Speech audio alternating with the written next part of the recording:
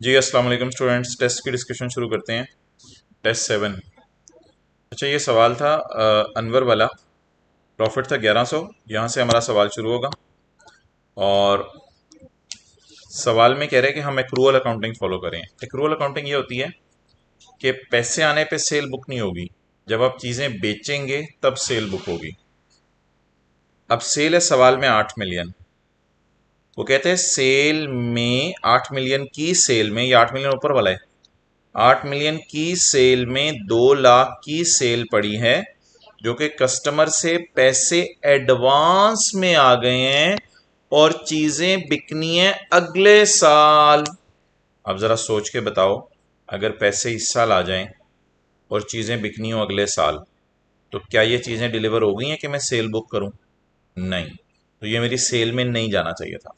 तो सेल में से मैं माइनस नहीं करूंगा, ऑब्वियसली सेल प्रॉफिट में पड़ी हुई है, तो प्रॉफिट में से मैं ये माइनस कर दूंगा। तो पहली एडजस्टमेंट ये थी, 1100 में से ये 200 हमने माइनस कर देना था, क्योंकि ये चीज़ें सेल नहीं हुई तो ये मेरी सेल नहीं है। क्लियर? समझ आ गई? यस। दूसरी बात, कॉस्ट ऑफ सेल है 5200। कॉस्ट ऑफ सेल जो 5200 की है, उसमें 1500 की एक स्विंग मशीन परचेज की है जो चाइना से मंगवाई थी, वो पड़ी हुई है for use in Anwar business. ये ब्लंडर है। कॉस्ट ऑफ सेल में परचेज की कॉस्ट पड़ी होना ब्लंडर है। मैंने आपको बताया था, अगर एसेट रॉन्गली एक्सपेंसेस में, उसकी चार्जिंग कर लो। अगर एसेट रॉन्गली एक्सपेंसेस में चला जाए तो क्या करना था? एसेट को ऐड करके उसकी इनिशियल लॉस और डिडक्शन माइनस कर देना था। अच्छा, अगली बात है, the cost include custom duty of 75 paid at import stage. इस 1500 में कस्टम ड्यूटी पड़ी है 75 की। जब इस 1500 में कस्टम ड्यूटी पड़ी है 75 की, इस पे वैसे हमें एतराज नहीं है, क्योंकि ना इस 1500 में 75 की कस्टम ड्यूटी पड़ी है। तो कस्टम ड्यूटी, ट्रांसपोर्टेशन, इंस्टॉलेशन, ये सारे ना एसेट को खरीदने के ज़रूरी खर्चे हैं। तो जो खर्चे एसेट को खरीदने के ज़रूरी खर्चे हो ना, वो एसेट की कॉस्ट में ही पड़े होते हैं। तो 75 का एसेट की कॉस्ट में पड़े होना, इस पे हमें एतराज नहीं है, लेकिन 1500 पूरे का जिसमें 75 भी पड़ा हुआ है, वो कॉस्ट ऑफ सेल में पड़े होने पे हमें एतराज है। अब क्या करें? 1500 को ऐड कर दें, 75 को इग्नोर करें, वो 1500 में पड़ा हुआ है और रिवर्स हो जाएगा। 1500 को ऐड करके और उसकी जगह टैक्स वालों का इनिशियल अलाउंस और टैक्स वालों की डेप्रिसिएशन माइनस कर दें। अकाउंटिंग वालों ने शुक्र है डेप्रिसिएशन रिकॉर्ड नहीं की। इस वजह से नहीं की क्योंकि अकाउंटिंग वालों ने तो पूरा ही खर्चे में डाल दिया था ना। तो जब अकाउंटिंग वालों ने एसेट को खर्चे में डाल दिया है, तो वो उसकी डेप्रिसिएशन तो रिकॉर्ड नहीं करेंगे ना। तो asset wrongly recorded in expenses वाला सिनेरियो था ये। एसेट को ऐड करके 1500 पे 25% इनिशियल अलाउंस माइनस करेंगे और फिर इनिशियल अलाउंस माइनस करके 15% डिप्रिसिएशन रिकॉर्ड करेंगे। लेकिन ऑब्वियसली 1 जुलाई 20 के बाद ये एसेट खरीदा है, इसलिए खरीदने के साल में कितना फैक्टर लगाएंगे? 50%। 50% फैक्टर लगाएंगे। क्लियर? Yes sir. वो बंद कर दो, आवाजें आ रही हैं। नेक्स्ट, ईयर एडमिन एक्सपेंसेस में कंप्यूटर सॉफ्टवेयर पड़ा है जो 1 अगस्त को खरीदा था। ये तो उसी तरह की एडजस्टमेंट है। एडमिन एक्सपेंसेस में कंप्यूटर सॉफ्टवेयर की परचेज प्राइस नहीं पड़ी होनी चाहिए। तो ये वही ब्लंडर है, एक्सपेंसेस में गलती से एसेट चला गया है, तो सॉफ्टवेयर की कॉस्ट ऐड करके उसकी अमोर्टाइजेशन 334 डेज की बेस पे मैंने निकाल ली, यस। क्योंकि 1 अगस्त है तो फिर दिन गिनने पड़ेंगे। अनवर ब्रदर को सैलरी पे किया है हमने, ब्रदर को सैलरी पे की है, उसका ब्रदर 30,000 रुपये उसकी तनख्वाह है। ओए वॉज पेड इन कैश। 25,000 से ऊपर की तनख्वाह कैश में पे नहीं हो सकती, लेकिन ये खर्चों में पड़ी है। अगर खर्चों में पड़ी है तो पड़े होने की वजह से माइनस हो मैं चुकी है, तो इसे क्या कर दें? एट बैक ऐड कर। कर दें। 30,000 ज़रा 12 करके ऐड हुआ होगा। ये देखो, 30,000 ज़रा 12 करके ऐड हुआ। यस। नेक्स्ट, यह 3.5 लाख रुपए आपने कस्टमर को पे किए हैं क्योंकि किसी कोर्ट का फैसला आया था। मुझे बताओ, अगर कोर्ट का फैसला आया और आप पैसे कस्टमर को पे करो, तो फिर हुकूमत को पैसे पे हो रहे हैं या कस्टमर को? कस्टमर को, यस सर। तो इसलिए ये अलाउड है, फाइन, कोई मसला नहीं, इसको माइनस करने की चाहते हैं। वो तो अगर आप हुकूमत को पैसे दो तो नॉट अलाउड है, ये हुकूमत को तो पैसे नहीं दिए, ये तो आपने हुकूमत के कहने पे कस्टमर को पैसे दिए हैं, इसलिए ये क्या हो जाएगा, अलाउड हो जाएगा। अगर अलाउड है तो इसे क्या करना है, इग्नोर। 4 का ही पढ़ो जरा। फाइनेंशियल चार्ज, गाड़ी फाइनेंशियल चार्जेस, फाइनेंशियल चार्ज होता है इंटरेस्ट वगैरह। ओए, इंटरेस्ट में उसने गाड़ी का रेंटल डाल दिया है। इंटरेस्ट में रेंटल नहीं जाना चाहिए वैसे गाड़ी का, इंटरेस्ट में इंटरेस्ट आना चाहिए। उसने गाड़ी का रेंटल डाल दिया है जो कि एक लीजिंग कंपनी को हमने पे किया बिजनेस पर्पस के लिए, इसके ऊपर डिडक्शन रिकॉर्ड नहीं की। यार वैसे तो होना चाहिए था कि अकाउंटिंग डिप्रिसिएशन रिकॉर्ड होनी चाहिए थी और इंटरेस्ट रिकॉर्ड होना चाहिए था, उससे हम उल्टाते और रेंटल माइनस कर दे। अल्लाह भला करे उसने रेंटल पहले ही इंटरेस्ट में डाल के माइनस कर दिए हैं, तो इसलिए इस एडजस्टमेंट को इग्नोर करेंगे। वैसे अकाउंटेंट को ऐसा करना नहीं चाहिए था, क्योंकि अकाउंटिंग वाले आपको पता है डिडक्शन रिकॉर्ड करते हैं और इंटरेस्ट रिकॉर्ड करते हैं। इसने इंटरेस्ट में डायरेक्ट रेंटल डाल दिया, तो ठीक है, रेंटल डाल दिया तो अच्छी बात है, शुक्र है रेंटल इसमें पड़ा हुआ है। हम भी चाहते थे रेंटल माइनस हो, टैक्स वाले कहेंगे अच्छा किया माइनस हो गया, इसको इग्नोर करेंगे। यार इंटरेस्ट में 1.5 लाख का इंटरेस्ट पड़ा है लोन पे, लोन की 1,80,000 का इंटरेस्ट, तूने नहीं बताया, इंटरेस्ट में 1,80,000 इंटरेस्ट पड़ा है लोन का, तो लोन को तो छोड़ो ना, 15 लाख तो नहीं पड़ा हुआ खर्चों में, खर्चों में तो 1,80,000 पड़ा हुआ है। ओए, लोन इस्तेमाल किया बच्चे की ट्यूशन फीस में, ये जो ड्राइंग है ये तो पर्सनल एक्सपेंडिचर है, बिजनेस की कुर्सियां लेने के तो नहीं 1,80,000 पे किया, तो ये नॉट अलाउड होकर ऐड हो जाएगा। लेकिन इसमें ये ना सोचना कि बच्चों की फीस है तो डिडक्टेबल अलाउंस वगैरह भी होगा। एक तो इनकी इसकी इनकम भी 15 लाख से ज्यादा है, और दूसरी बात डिडक्टेबल अलाउंस इसको इसलिए भी नहीं मिलेगा, बच्चों की तादाद वगैरह नहीं बताई हुई, तो ट्यूशन फीस पे वो जो बेनिफिट मिलता था वो नहीं है, इधर हम कैलकुलेट कर सकेंगे। अगला सवाल, Usman Hassan is engaged in business of manufacturing beverages with the name Juh Beverages. Following is the extract. अच्छा भाई, इसकी सेल 5 बिलियन है और ये मैन्युफैक्चरर है। खुदा के लिए इसको एसएमई ना कहना, कोई बोंगी नहीं मारनी, इसको एसएमई कहना। इसकी सेल 5 मिलियन नहीं है, इसकी सेल 5 बिलियन है। बिलियंस में आप खेलते रहते होगे, इसकी सेल 5 बिलियन है। तो जब इसकी सेल 5 बिलियन है तो चैप्टर 6 ये कहता है कि 250 मिलियन से नीचे वाली सेल के ऊपर ये सेक्शन लगता है। तो इसकी सेल 250 मिलियन नहीं है,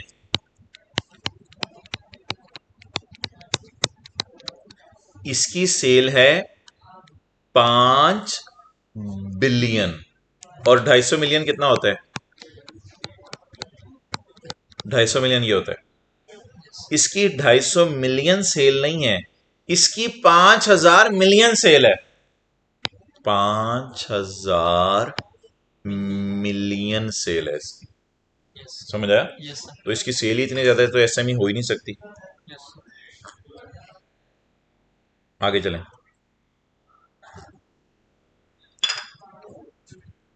तो इस पे एसएमई वाले रेट नहीं लगने थे, पता नहीं टैक्स लाइबिलिटीज की मांगी भी थी या नहीं मांगी थी, वो देख लेना। इसका प्रॉफिट है 1500, इसमें इलेक्ट्रिसिटी चार्जेस पड़े हुए हैं कैश में, कोई हर्ज नहीं, लोकल फ्रेट पड़ा हुआ है, कोई हर्ज नहीं, डिडक्शन ऐड होगी। फ्रेट चार्जेस भी कैश में पे कर सकते हैं, इलेक्ट्रिसिटी भी कैश में पे कर सकते हैं, इसलिए ये भी अलाउड है, ये भी अलाउड है, ये नॉट अलाउड है क्योंकि ये डेप्रिसिएशन है। 8 लाख की कहानी जरा पढ़ना। 10% of total sales were paid in cash.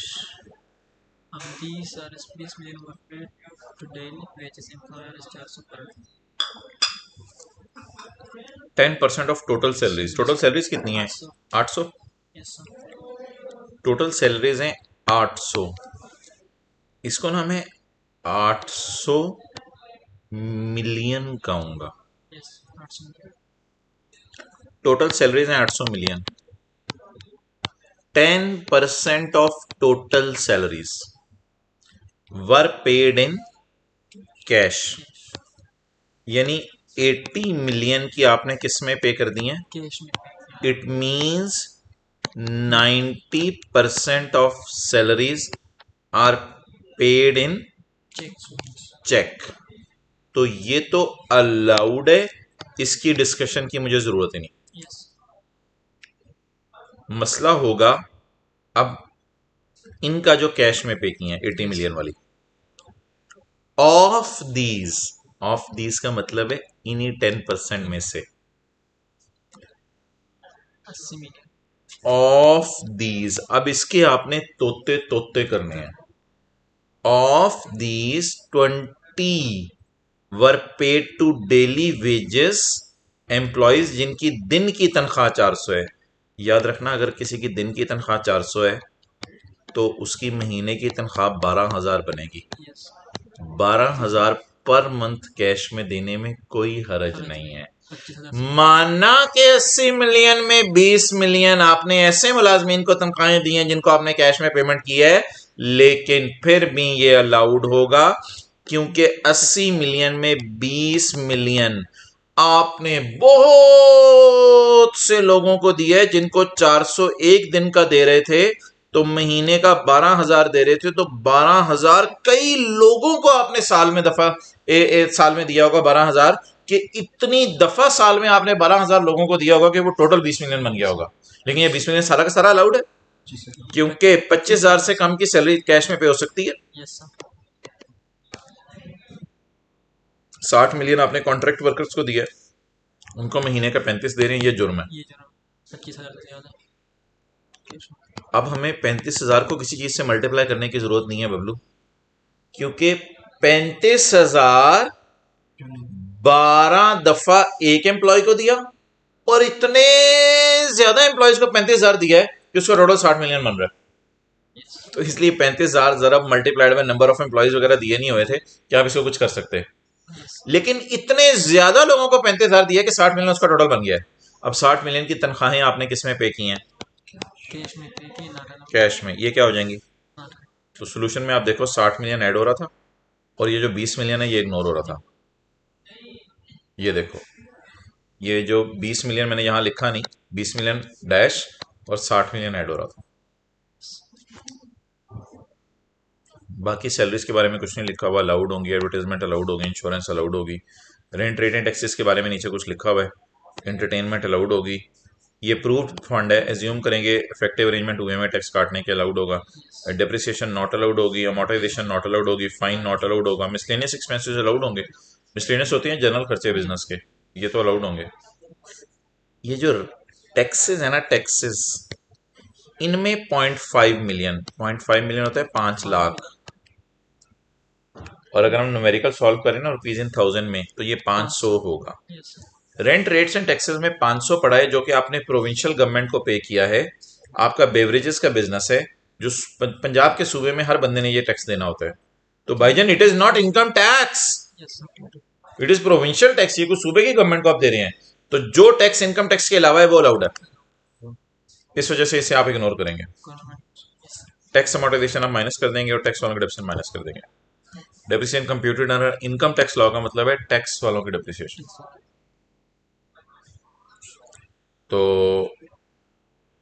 ये था जी सब कुछ, एंड पे इसका टैक्स निकला हुआ नॉर्मल तरीके से, या फिर मसला हुआ है कोई? नहीं।